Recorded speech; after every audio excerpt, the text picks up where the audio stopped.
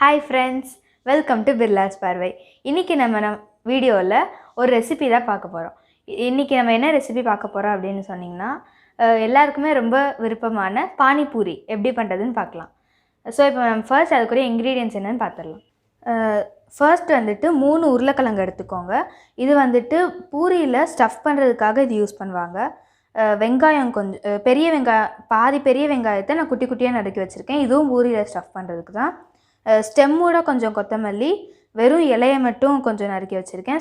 அப்புறம் ஒரு பாதி பச்சை மிளகா. ஸ்டெம்மோட இருக்கிற கொத்தமல்லியும் பச்சை மிளகாவும் பானி செய்கிறதுக்கு யூஸ் பண்ண போகிறோம். மண்டவெல்லம், லெமன் ஜூஸ், உப்பு, சில்லி பவுடர், இது வந்துட்டு புளி ஒரு 10 கிராம் போல் நான் 2 மணி நேரத்துக்கு முன்னாடியே ஊற போட்டு வச்சுருக்கேன். இது வந்துட்டு பூரி. இது வந்துட்டு ரெடிமேடாகவே கிடைக்கிது. அப்பளம் மாதிரியும் விற்கிறாங்க. அது வந்துட்டு நீங்கள் வாங்கி பொரிச்சுக்கலாம். நான் வந்துட்டு ரெடிமேடாக வாங்கி வச்சுருக்கேன். அப்புறம் தேவையான அளவு தண்ணி. ஸோ இப்போ ஃபஸ்ட்டு வந்துட்டு நம்ம உருளைக்கிழங்க வேக வச்சிடலாம். அதுக்கு வந்துட்டு ஃபஸ்ட்டு உருளைக்கிழங்க வந்துட்டு நீங்கள் குக்கரில் போட்டுட்டு அது முங்குற அளவுக்கு நீங்கள் தண்ணி ஊற்றிக்கோங்க. இப்போ வந்துட்டு நம்ம இந்த உருளைக்கிழங்க வேகிறதுக்கு மொத்தமாக 6 விசில் வரணும். அதுக்கு வந்துட்டு 3 விசில் வந்துட்டு நீங்கள் இதில் சிம்லேயே வச்சுக்கோங்க. ஃபஸ்ட்டு 3 விசில் வந்துட்டு நீங்கள் ஹை ஃப்ளேமில் வச்சுக்கோங்க. 3 விசில் வந்தோடனே அதை அடுத்த 3 விசில் வந்துட்டு சிம்மில் மாற்றிக்கோங்க. இப்போ வந்துட்டு நம்ம புளிக்கு வந்துட்டு நம்ம அதை பிசைஞ்சு ஃபுல்லாக சாறு எடுத்துடலாம் புளி ஜூஸ் பண்ணுறதுக்காக.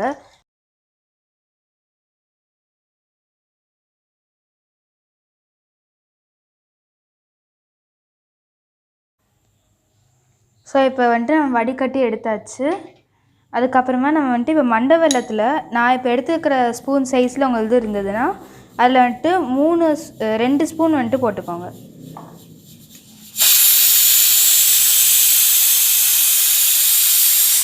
இப்போது பொட்டேட்டோ வந்துட்டு 6 இது வந்துருச்சு. ஸோ இப்போ நம்ம இது ஆஃப் பண்ணிடலாம். இப்போ வந்துட்டு நம்ம புளி ஜூஸ் தான் இப்போ பண்ண போகிறோம். அதுக்கு வந்துட்டு இது வந்துட்டு நம்ம சிம்லேயே வச்சு தான் பண்ணணும். இதை இல்லாட்டி அடி பிடிச்சிரும். ஸோ வந்துட்டு இது வந்துட்டு நம்ம தேன் பதத்துக்கு வர்ற வரைக்கும் கிண்டிக்கிட்டே இருக்கணும். மண்டவெல்லம் வந்துட்டு கொஞ்சம் கட்டியாக இருந்தது அப்படின்னா கொஞ்ச நேரம் ஹையில் வச்சுக்கோங்க. அது கரையிற வரைக்கும். அது கரைஞ்சோடனே திருப்பி வந்துட்டு நீங்கள் சிம்மில் வச்சுருங்க. இல்லாட்டி நான் சொன்ன மாதிரி அடி பிடிச்சிரும்.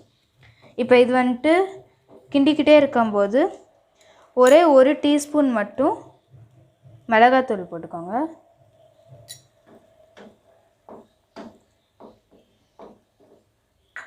இப்போ வந்துட்டு அது கொதிக்கிற நேரத்தில் நம்ம வந்துட்டு அந்த பானியை வந்துட்டு ரெடி பண்ணிடலாம்.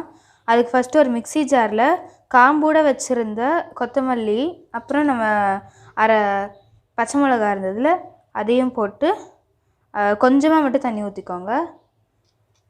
கொஞ்சமாக மட்டும் தண்ணி ஊற்றி அடிச்சிடலாம்.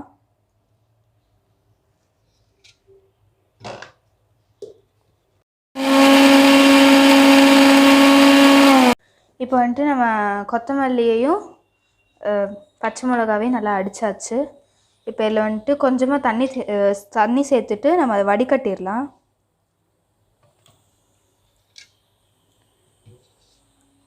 வடிகட்டியை யூஸ் பண்ணி ஃபுல்லாக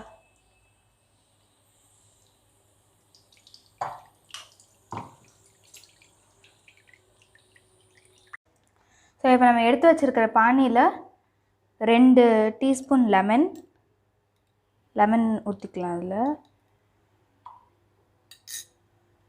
அப்புறமா 1 டீஸ்பூன் உப்பு,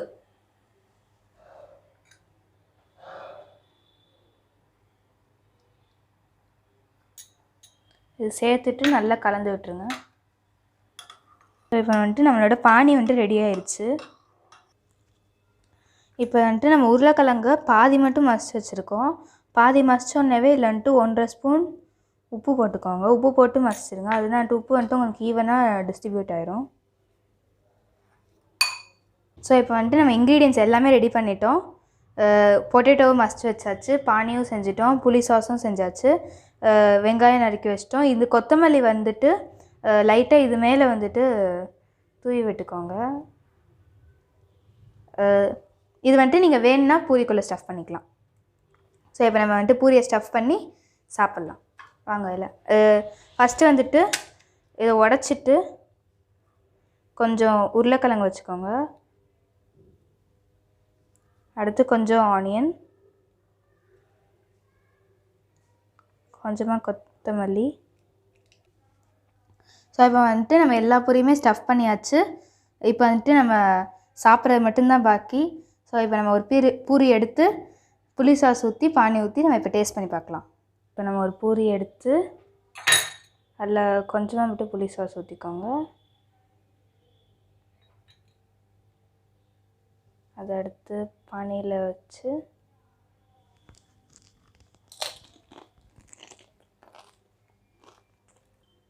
இந்த பானிபூரி வந்துட்டு ரொம்பவே டேஸ்ட்டாக இருந்தது.